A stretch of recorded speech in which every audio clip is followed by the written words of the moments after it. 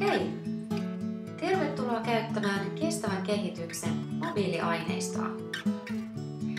Suomen YK-liitto ja mobiilioppimispalvelu Funtsi ovat yhdessä tuottaneet tämän kestävän päätöksenteon oppimiskokonaisuuden.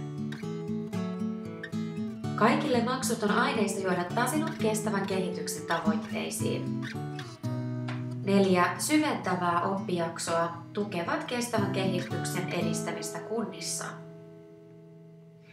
Aineisto sopii kenelle tahansa, joka haluaa vahvistaa osaamistaan kestävän kehityksen saralla.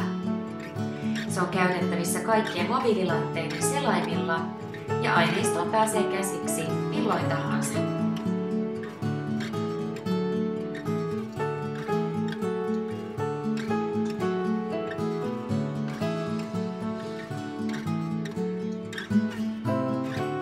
Samalla voit testata osaamistasi monivalintakysymysten avulla.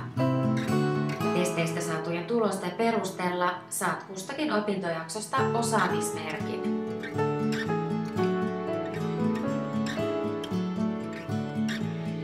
YK:n kestävän kehityksen tavoitteiden toteutuminen edellyttää päätöksiä, jotka ovat kestävällä pohjalla.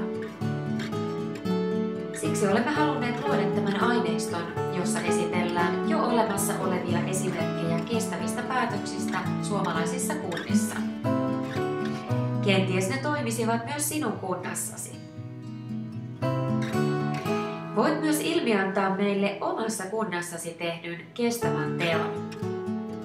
Voit lähettää sen meille kurssin lopussa olevan lomakkeen kautta.